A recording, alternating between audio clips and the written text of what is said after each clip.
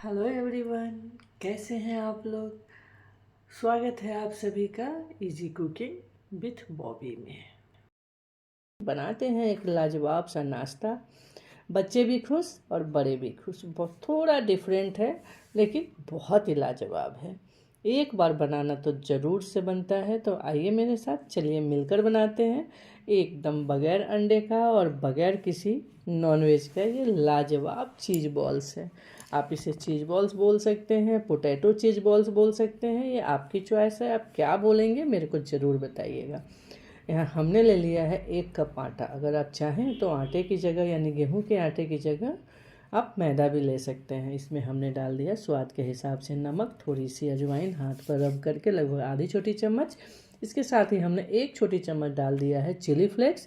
इसके साथ हमने डाल दिया भर के धनिया पत्ती, यानी कि लगभग 1 छोटी सी कटोरी से भर के डाल दिया है।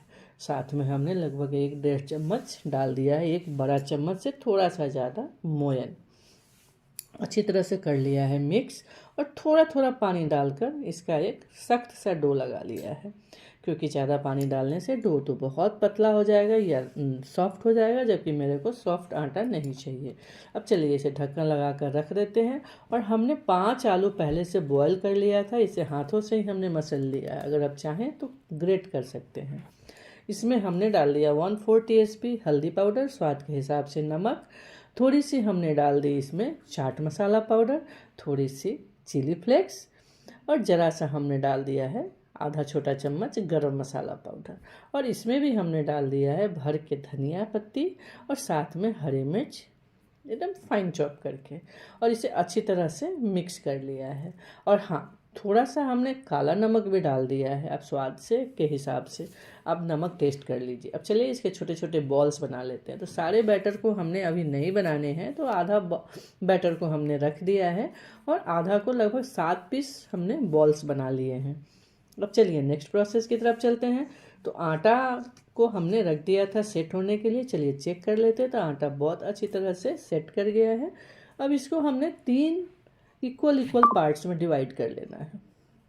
2 पार्ट्स को रख देते हैं और एक पार्ट्स को अच्छी तरह से, पतला तो नहीं लेकिन थोड़ा मोटा ही अच्छी तरह से बेल लेते हैं ना। बड़ी साइज की हमें रोटियां बेल लेनी है, जैसे यानी कि चकला का जो साइज है ना, बस उस साइज का हमें बेल लेना है। थोड़ा सा चिपक रहा है तो चलिए थोड़ा आटा, सूखा आटा की मदद से इसे बेल लेते हैं। आप चाहें तो थोड़ा तेल भी लगा सकते हैं, बट हमने यहाँ पे सूखे आटे का इस्तेमाल किया है।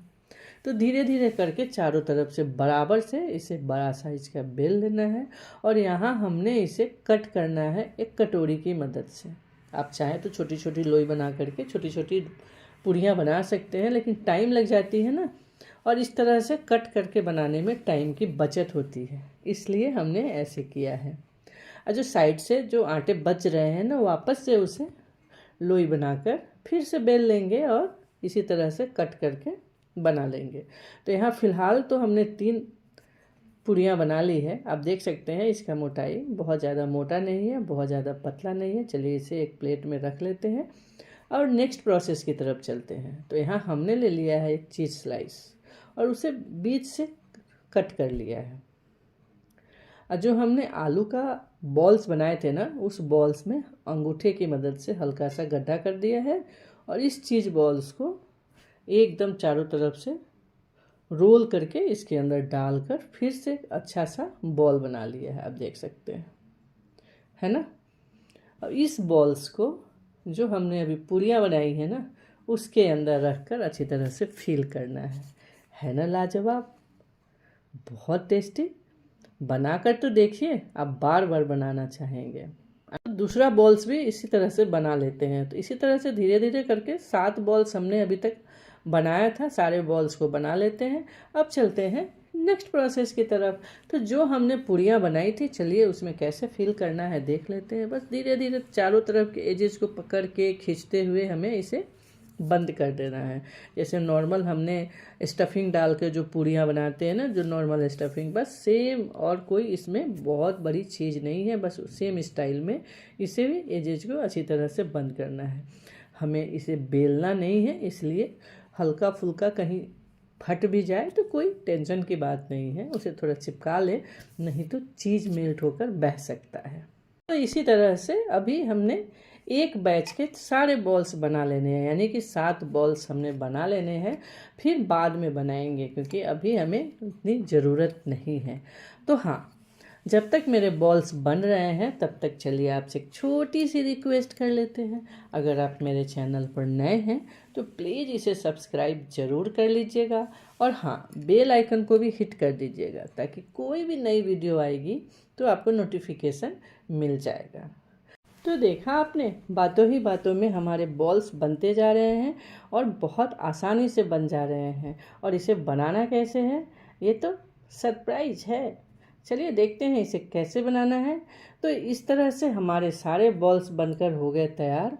अब हमने पहले से ही अपे पैन को गर्म होने के लिए चूल्हे पे चढ़ा दिया था। सही समझा आप लोगों ने, अपे पैन के अंदर इसे बनाना है, बहुत ज़्यादा तेल डालकर इसे फ्राई नहीं करना है।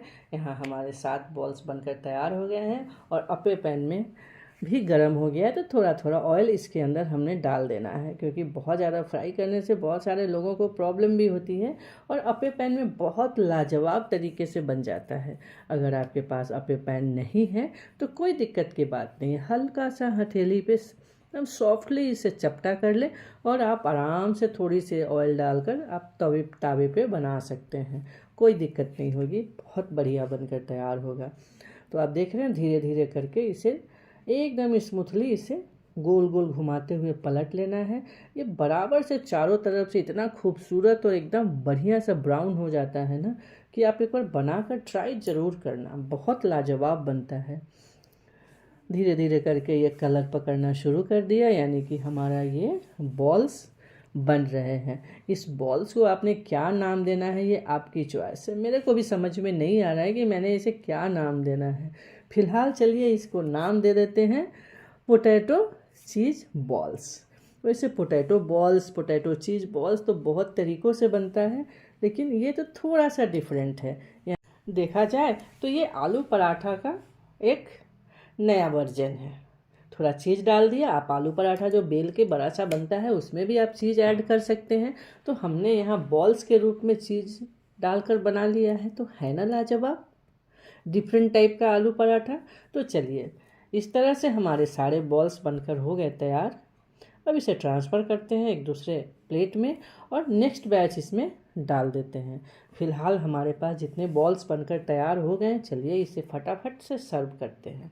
आप इसे चाहें तो शेजवान सॉस या हरी चटनी किसी भी चीज़ के साथ सर्व कर सकते हैं, बहुत लाजवाब लगता है। जैसे लिट्टी को तोड़ते हैं बीच से, वैसे इस बॉल्स को भी बीच से तोड़ दीजिए और चटनी डालिए ऊपर से और फिर एंजॉय कीजिए ये चीज़ बॉल्स के साथ।